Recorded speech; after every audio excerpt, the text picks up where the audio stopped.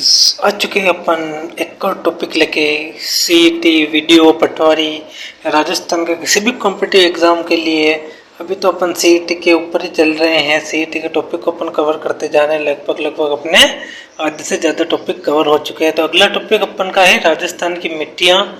तो आज अपन इस टॉपिक के बारे में अपन करेंगे बात। तो अगर वीडियो अच्छा लगे तो वीडियो को लाइक कीजिएगा और चैनल को सब्सक्राइब करना ना भूलिएगा। सब्सक्राइब ठोक के मारो, फेंक के मारो, कैसे मारो, लेकिन सब्सक्राइब होना चाहिए। बढ़ते हैं, करते हैं वीडियो की शुरुआत। परिचय से करते हैं अपन स्टार्ट। मिट्टी पृथ्वी की सबसे ऊपरी परत होती है जिससे पौधे उगते हैं। तो अपन सबको बताएं कि मिट्टी पृथ्वी की सबसे ऊपर पर जो अपन को ऊपर दिखाई देती है, जिसमें पौधे उगते हैं, अपन भी उगाते हैं और जीवन का आधार मिलता है। राजस्थान में जलवायु, वर्षा की मात्रा, चट्टानों के प्रकार और धरातलीय स्थलकृत के आधार पर विभिन्न प्रकार की मिट्टियाँ पाई जाती है। हर कितने जलवायु के आधार पर, वर्षा के आधार पर, चट्टानों को और धरातली के आधार पर विभिन्न प्रकार की मिट्टियाँ पाई जाती है। तो अपन ऊपर डिटेल में एक एक मिट्टी को बात करेंगे उनके ऊपर। भौगोलिक दृष्टि से राजस्थान में लगभग 60% क्षेत्र मरुस्थलीय होने के कारण यहाँ रेतीली मिट्टी का सबसे अधिक प्रभुत्व है। राज्य के विभिन्न भागों में मिट्टी की उर्वरता और संरचना में भारी भिन्नता देखी जाती है। क्या मतलब इसका मतलब ये होगा कि राजस्थान में 60% मरुस्थल है, वहाँ पर रेतीली मिट्टी सबसे ज़्यादा पाई जाती है। जैसे अपना जैसलमेर, बाड़मेर हो गया उस साइड। राज्य के विभिन्न भागों में मिट्टी को संरचना पर राज्य के जितने जिले, उन जिलों में हर जिले में अलग प्रकार की मिट्टी देखने को मिलती है। किसी में सेम रहती है लेकिन एक समान नहीं होती, इसलिए भिन्नता काफ़ी देखी जाती है। मृदा एवं फसलों का संक्षिप्त वर्गीकरण देख लेते हैं। रेतीली मिट्टी किसके लिए काम में आती है? रेतीली मिट्टी काम में आती है बाजरा, ग्वार, मूंग, मोठ के लिए। जलोढ़ मिट्टी का उपयोग होता है गेहूँ, गन्ना, कपास, सरसों के लिए। काली मिट्टी का होता है कपास, सोयाबीन, गेहूँ के लिए। लाल मिट्टी का होता है मक्का, मूंगफली के लिए। भूरी दोमट मिट्टी का होता है सरसों, चना, गेहूँ के लिए। तो ये है मिट्टी। इधर मृदा के प्रकार और प्रमुख फसलें, कौन सी मिट्टी किसके लिए काम आती है? तो ये इन फसलों के लिए काम में आती है। पहली मिट्टी की बात करेंगे पर पहली मिट्टी में रेतीली मिट्टी। यह राजस्थान में पाई जाने सबसे विस्तृत मिट्टी है जो मुख्य रूप से राजस्थान के पश्चिमी हिस्से यानी कि थार के मरुस्थल में फैली हुई है, जो कि जैसलमेर, बाड़मेर, बीकानेर और साइड में सबसे ज़्यादा रेतीली मिट्टी पाई जाती है। प्रमुख क्षेत्र अपन देख लेते हैं। जैसलमेर हो गया, बाड़मेर हो गया, बीकानेर, चूरू, जोधपुर और नागौर क्षेत्र में सबसे ज़्यादा रेतीली मिट्टी पाई जाती है। मुख्य विशेषता क्या है? कणों का आकार बड़ा होने के कारण जल धारण क्षमता सबसे कम होती है। इसमें नाइट्रोजन और कार्बनिक पदार्थों की भारी कमी पाई जाती है और लवण और फॉस्फेट की मात्रा भी इसमें पर्याप्त होती है, इसीलिए इस फसल के लिए अच्छी मिट्टी नहीं मानी जाती है। कम पानी कम होता है तो कम पानी से उगने वाली फसलें जो इन जिलों में फसलें उगती है कम पानी से उगने, जैसे कि बाजरा, ठीक है, मूंग, मोठ, ग्वार आदि इस मिट्टी के मुख्य रूप से उत्पत्ति की जाती है, क्योंकि यह वो फसलें, चारों फसलें जो कम पानी से भी फसल उग जाती है। मतलब इसके लिए पानी ज़्यादा नहीं चाहिए होता। जैसे अपन गेहूँ के लिए पानी बहुत ज़्यादा चाहिए होता है, लेकिन इन फसलों के लिए पानी ज़्यादा नहीं चाहिए क्योंकि वहाँ पे पानी है ही नहीं, क्योंकि पूरा थार आ गया, वहाँ पे रेतीली मिट्टी है और कम पड़ने के कारण पानी को ऑब्जर्व भी वो नहीं करती है। तो हम क्या पूछ सकते हैं? राजस्थान में क्षेत्रफल की दृष्टि से सबसे अधिक पाई जाने वाली मिट्टी रेतीली मिट्टी है, ठीक है।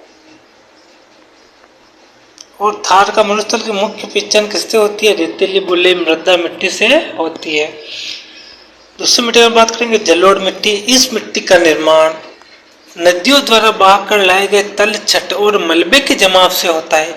इससे कच्छार या दोमट मिट्टी भी कहा जाता है, ठीक है दोस्तों। अब इसके अपन स्थान देख लेते हैं। श्रीगंगानगर, हनुमानगढ़, भरतपुर, धौलपुर, पूर्वी मैदान भाग में जलोढ़ मिट्टी पाई जाती है। इसकी मुख्य विशेषता क्या है? राजस्थान की सबसे उपजाऊ मिट्टी मानी जाती है। इसमें पोटाश, चूना, फॉस्फोरस तत्वों की मात्रा अधिक पाई जाती है, जिससे कि जो भी अपन फसल उगाते हैं वो काफ़ी अच्छी फसल होती है। कृषि उत्पादन के लिए सर्वोत्तम मानी जाती है, ठीक है दोस्तों। इस मिट्टी से पर्याप्त सिंचाई से बम्पर पैदावार होती है। प्रमुख फसलें मैं बोल रहा था ऊपर आपको, गेहूँ, गन्ना, कपास, सरसों। कौन कौन सी है? गेहूँ, गन्ना, कपास, सरसों के साथ जलोढ़ मिट्टी में उगने वाली फसलें जो कि बम्पर यानी बहुत अच्छी फसलें होती है, बहुत क्वांटिटी में इनका निकलता है, ठीक है। पर्याप्त सिंचाई मिलने पर मतलब पानी बराबर मिलेगा इन फसलों को तो क्वांटिटी बहुत ज़्यादा निकलेगी इन फसलों की। जैसे गेहूँ 1 बोरी और पानी मिलेगा तो 4 बोरी 5 बोरी, इसी प्रकार सबका इसी प्रकार है। ठीक है। परीक्षा उपयोगी तथ्य क्या हो सकता है? राजस्थान के में सबसे उपजाऊ और कृषि संपन्न मिट्टी जलोढ़ मिट्टी है। गंगानगर हनुमानगढ़ के नहरी क्षेत्रों में विस्तृत मिट्टी है, वो भी उसका नाम क्या है? जलोढ़ मृदा। अगली मिट्टी की बात करें अपन, काली मिट्टी ब्लैक सोइल। काली मिट्टी का पढ़ लेते हैं अपन। काली मिट्टी को रेगुर मिट्टी या ब्लॉक कॉटन सोल भी कहा जाता है। परीक्षा में पूछ सकता है। इसका निर्माण प्राचीन काल में ज्वालामुखी लावा चट्टानों के विखंडन से हुआ था। किससे हुआ था? प्राचीन काल में ज्वालामुखी लावा और चट्टानों के विखंडन से हुआ था। इसके प्रमुख क्षेत्र झालावाड़ हो गया, कोटा हो गया, बारा, बूंदी। इसकी विशेषता है इसके बारीक कणों के कारण इसकी नमी बनाए रखने की क्षमता सबसे अधिक होती है। सूखने पर इस मिट्टी पर गहरी दरारें पड़ जाती है। इसमें कैल्शियम और मैग्नीशियम प्रचुर मात्रा में पाए जाते हैं। किसके अंदर? काली मिट्टी के अंदर। यह मिट्टी व्यावसायिक फसलों के लिए अति उत्तम है, विशेषकर कपास, सोयाबीन, गेहूं, संतरा उत्पादन के लिए काली मिट्टी का प्रमुख उपयोग होता है, जिससे कि यह फसलें भी अच्छी होती है। किससे? काली मिट्टी से। परीक्षा के ऊपर कपास की खेती के लिए सर्वश्रेष्ठ मिट्टी कौन सी है? तो काली रेगुर मिट्टी। हाड़ौती के पठार पर पाई जाने वाली मुख्य मृदा मध्यम काली मिट्टी बोलते हैं उसको। ठीक है दोस्तों। फिर ये अन्य महत्वपूर्ण मिट्टियां देख लेते हैं अपन। राजस्थान के दक्षिणी और मध्य पहाड़ी क्षेत्रों में कुछ अन्य विशिष्ट प्रकार की मिट्टियां भी पाई जाती है, जो कि इस प्रकार है। पहली है लाल काली मिश्रित मिट्टी।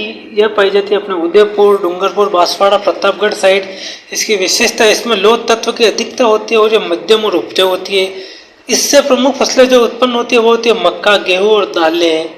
फिर आती है लाल दोमट मिट्टी। लाल दोमट मिट्टी इसका क्षेत्र रूप से है सिरोही, उदयपुर, राजसमंद पहाड़ी भागों में। यह विशेषता इसका लाल रंग लो ऑक्साइड की उपस्थिति के कारण होता है। इसमें जल निकास की अच्छी व्यवस्था भी होती है। इससे प्रमुख फसलें कौन सी पैदा होती है? मक्का, मूंगफली और तिल। फिर आती है भूरी दोमट मिट्टी। इसके क्षेत्र है अजमेर, जयपुर, टोंक, सीकर जिलों में विस्तृत है।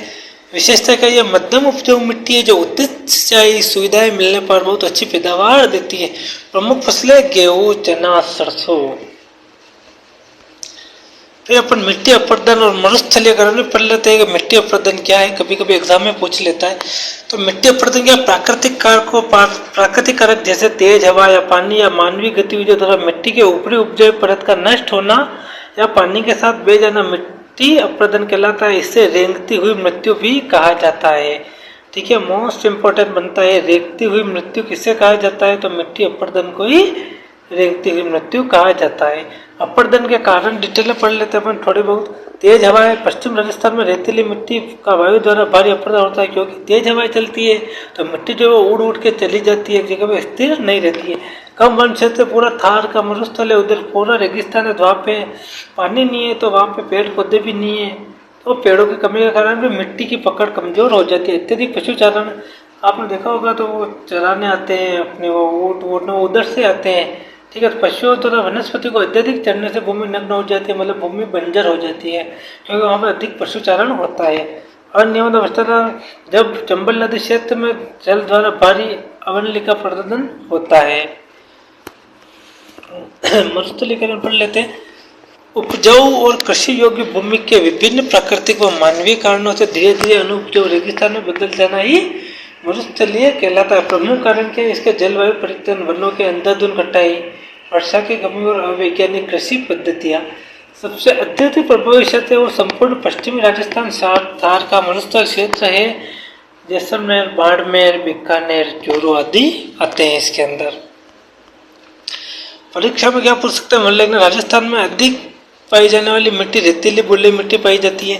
राज्य की सबसे उपजाऊ मिट्टी जलोढ़ कच्छारी मिट्टी है। कपास के लिए सर्वोत्तम मिट्टी है काली रेगुर मिट्टी। रेतीली मिट्टी का मुख्य विस्तार क्षेत्र है थार का मरुस्थल पश्चिमी भाग। जलोढ़ मिट्टी का प्रमुख उत्पादक क्षेत्र क्या है? गंगानगर, हनुमानगढ़, पूर्वी जिले। काली मिट्टी का प्रमुख सेकेंडरी क्षेत्र क्या है? हाड़ौती क्षेत्र, कोठा, झालावाड़, बारा। मक्का की खेती के लिए प्रसिद्ध लाल मिट्टी का क्षेत्र कौन सा है? दक्षिणी राजस्थान, उदयपुर संभाग। वो विकल्प प्रश्न में आपको बता देता हूँ। राजस्थान के सबसे अधिक क्षेत्रफल पर कौन सी मिट्टी पाई जाती है? तो रेतीली मिट्टी पाई जाती है। निम्नलिखित में से राजस्थान की सबसे उपजाऊ मिट्टी कौन सी है? जलोढ़ मिट्टी। कपास की खेती के लिए कौन सी मृदा सर्वश्रेष्ठ है? काली मृदा। राजस्थान के किस क्षेत्र पर रूप से काली मिट्टी पाई जाती है? तो वह झालावाड़ कोटा।